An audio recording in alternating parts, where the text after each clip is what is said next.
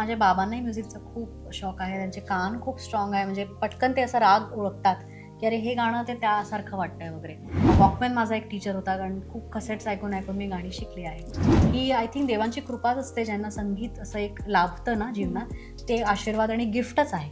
तर I feel very grateful that I have music. फिर लिया याद मजबूर क्या कीजिए, रास ना आया रहना दूर क्या कीजिए, दिल कह रहा उसे कह भी आओ, वो जो अधूरी सी बात बाकी है, वो जो अधूरी सी रात बाकी है. नमस्कार, मी आहे प्राजक्ता शुक्रे आणि तुम्ही मला बघत आहात टेलीचक्कर रिजनलमध्ये. हॅलो, मी सीमा कांबळे टेलीचक्करमधून आणि आपण पुन्हा एकदा प्राजक्ता शुक्रे यांच्यासोबत बोलतोय. बिग बॉसच्या जर्नीबद्दल तर आपण बोललोच, पण आता त्यांच्या सिंगिंगच्या थोड्याशा जर्नीबद्दल आपण त्यांच्यासोबत जाणून घेऊया. तर फर्स्ट ऑफ ऑल की तुम्हाला लहानपणापासून गाण्याची आवड आहे. तर तुम्हाला तुमच्या घरामधून कोणी सपोर्ट केलं ह्या करिअरसाठी? माझी आई म्युझिक टीचर आहे आणि माझं गाणं तिच्यामुळेच सुरू झालं. खूप गोड असा तिचा पण गळा आहे. तर घरी माहोल होतं. माझ्या बाबांनाही म्युझिकचा खूप शौक आहे. त्यांचे कान खूप स्ट्राँग आहे. म्हणजे पटकन ते असा राग ओळखतात, की अरे हे गाणं ते त्यासारखं वाटतंय वगैरे. तर माहोल मला घरी एकदम छान मिळालं म्युझिकचं आणि लहानपणापासूनच गाणं माझं सुरू होतं. वॉकमॅन माझा एक टीचर होता, कारण खूप कसेट्स ऐकून मी गाणी शिकली आहे. आयडल झाल्यावर मध्ये आल्यावर मी डॉक्टर राम देशपांडेंकडनं थोडं क्लासिकल पण शिकलं आहे. थोडा वेळ काही महिने मी अर्चना खांदेकरकडे पण शिकले आहे. असं सगळे माझे खूप गुरु आहेत. म्हणजे लताजी, आशाजी हे तर सगळ्यांचेच गुरु आहेत. जबलपूरला असतानाही तापसी नागराज यांच्याकडे मी कॉम्पिटिशन्समध्ये काही गाणं गायचे असतं, तर ते बांधून घेणं, ते त्यांच्याकडे जाऊन शिकायचे. तर असं स्टेप दर स्टेपमध्ये माझ्याकडे कोणी ना कोणी होतं, ज्यांच्याशी मी शिकले आहे. तर म्युझिकल जर्नी तर खूप छान राहिली आहे आणि ही आय थिंक देवांची कृपाच असते, ज्यांना संगीत असं एक लाभतं ना जीवनात, ते आशीर्वाद आणि गिफ्टच आहे. तर I feel very grateful that I have music. तर म्हणायचं गेलं तर तुमचं अपकमिंग एक नवीन प्रोजेक्ट देखील येत आहे अरिजित सिंग बरोबर. येस. तर त्याबद्दल तुम्ही किती एक्साइटमेंट आहात? खूप एक्सायटेड आहे, कारण अरिजित हा आजचा सर्वात जास्त लाडका असा आवाज झाला आहे आपल्या भारताचा. आणखीन मोठा असं नाव झालं आहे खूप.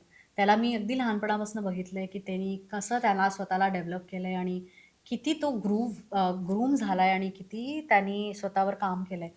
आणि खूप नॅचरल असा तो सिंगर आहे आणि त्याच्या त्या अ, आवाजाला माझं धून जोडून येणार आहे आणि मला असं म्हणता येईल, की माझ्या धुनेला त्याला त्याची आवाज मिळणार आहे. तर ती खूप मोठी संधी आहे माझ्यासाठी. कारण फ्रेंड्स तर आहोत आम्ही, पण as an artist I respect him a lot. आणि त्याने माझ्या गाण्याला आवाज दिला जे इतक्या लोकांपर्यंत पोहोचेल, हे माझ्यासाठी खूप मोठी गोष्ट आहे. आणि स्पेशली कारण आमच्या नम्योहो स्टुडिओ, जे माझं स्टुडिओ आणि प्रोडक्शन हाऊस आहे, त्याच्या थ्रू हे रिलीज होत आहे. तर व्हेरी, व्हेरी एक्सायटेड. तर अरिजित सिंगचं एखादं फेव्हरेट गाणं आम्हाला तुमच्या आवाजात गायला जे नक्कीच आवडेल. तुझं फेव्हरेट आहे ते मी तुझ्यासाठी गाईन. नाही, तुमचं फेव्हरेट माझे खूप सारे आहेत. तुम्हाला ओके. जे आवडते एखादा मुखडा आम्हाला नक्की, गायला नक्कीच नक्की. आवडेल. अरिजितचं ना? हो. हं. फिर लिया याद मजबूर क्या कीजिए,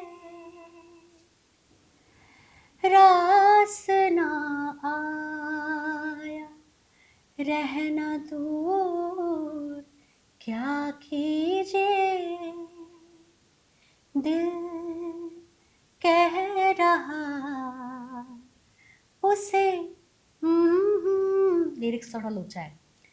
कह भी आओ, वो जो अधूरी सी बात बाकी है, वो जो अधूरी सी रात बाकी है.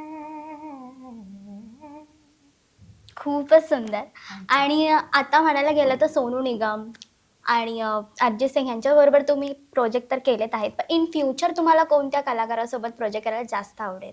खूप नाव आहेत, म्हणजे माझ्या लिस्टमध्ये खूप सारी नावं आहेत. ओके. ए आर सरांबरोबर मला कोक स्टुडिओ रेकॉर्ड करण्याची संधी मिळाली, पण मला सोलो गाणं त्यांच्यासाठी किंवा त्यांच्याबरोबर डुएट गाणं गाण्याची संधी हवी आहे. शंकर सरांबरोबर मला गाण्याची एक संधी मिळाली आहे. शंकर एहसान लॉयच्या कॉम्पोजिशनला गाण्याची संधी मिळाली, पण आणखीन खूप गाणी गायला आवडेल आहे. असंच स्वतःची खूप सारी गाणी मला रिलीज करायला आवडेल आहे. छान छान सिंगर्स बरोबर, कारण आता मी कंपोजिंग पण सुरू केली आहे, तर मला खूप आवडेल की खूप छान छान आवाज माझ्या कंपोजिशन्सला मिळावी. आणखीन गाणं असं आहे की गातच राहावं आणि जितकी गाणी गावी तितकी कमी आहे. आमच्यासाठी तर असं आहे. तर सगळे जे सुंदर सुंदर कंपोजर्स आहे, विशाल शेखर, प्रीतम दा, सलीम सुलेमान, अमित त्रिवेदी, सगळेच खूप कमाल आहेत. आणखीन पण म्हणजे मराठीत पण अजय अतुल झाले किंवा निलेश खूप सुंदर कंपोजिशन्स करतो, तर सगळ्यांबरोबर गाण्याची इच्छा आहे.